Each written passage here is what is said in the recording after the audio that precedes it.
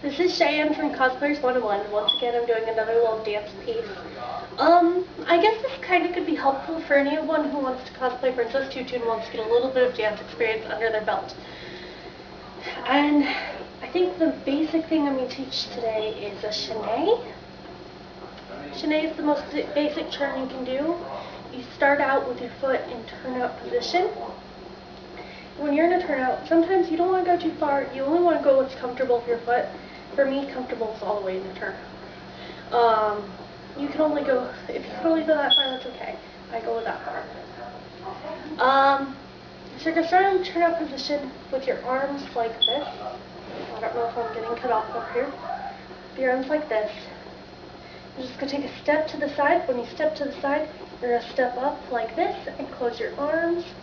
Step around with your feet coming together and step back out, down. So it's really the most basic turn there is. If anybody saw me dance at TaiyaCon, I did about 6 of these in the dance. It's in everything.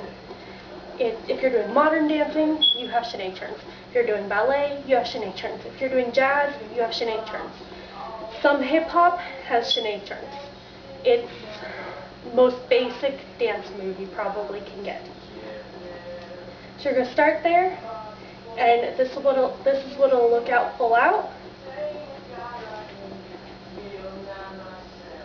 And sometimes you can land with a little pointy foot, but things to remember: make sure you start out at a turnout because you're going to step out straight into it. So you're going to be turned, and it's just going to go straight. So that way your hip is not, if you start like this and you go straight into it, your hip is in the wrong spot and you're going to turn and your foot's going to be in the wrong spot and it's not good. Not pretty. Not pretty at all. So make sure you start with a turnout. It doesn't matter how much of a turnout, as long as it is a turnout. Make sure you have your arms in the right spot. They're going to go out, in, out. If you're going to do more than one, you go out, in, out, in. Make sure when you turn, so if you're doing do a half turn, when you finish a half turn, your ankles should be together. If you're going to do just a quarter turn, that's 1, 2. You should be noticing you're in the right position, but if you do a half turn, your ankles will end up being together. If you're doing a full turn, you might end up separated, or they might come back together in the end. Depends on how you do your turn. 1, 2, 3. That's it, where they come out. 1, 2, 3. Harder to land. Typically, you only do a turn where you're going to land with your ankles together if you're going straight into another one. If you're going straight into another chaîné, you do not want to let your ankles come down, or your heels come down. You're going to stay up on releve or demi-pointe the whole time. This is releve and demi-pointe is where you are on, not your toes, but like on the pads of the foot. You are up. You are not down. So you're going to sit there. If you're doing more than one, you're going to be up, and you're going to stay up, up, up until you come down at the end. The other thing to make sure to do is to spot. And my best advice for spotting, which I didn't know how to spot at first when I first started dancing, and no one did, and it was really hard to teach myself. Focus a point on the wall. Look over your shoulder when you're doing chaînés. Focus your point so that way you can turn your head. And your head needs to turn faster than your body. So when you're doing chaînés, you're going to focus that point on the wall.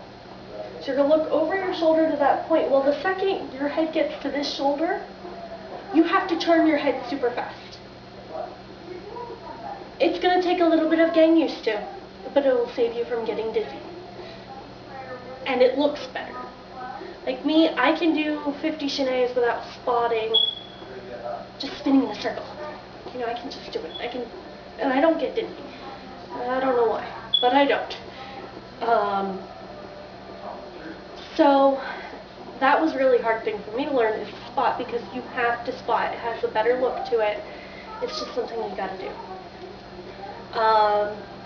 And it really will help eventually. Like, you know, after 100 Sineads, I do start to get dizzy, and if I spot, I don't at all.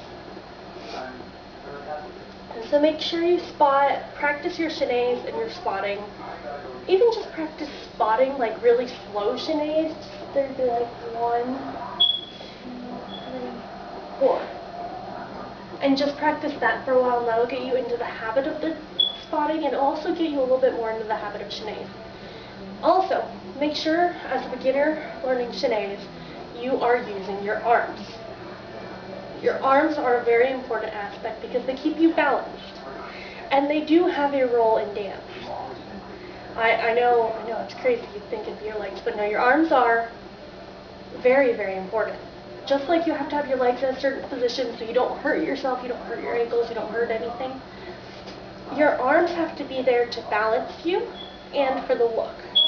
Now once you get into like later on into dance, you can do some stuff where you go up into a Sinead, or where you're doing Sineads and you're going 1, 2, 1, 2, 1, 2, 3, 4.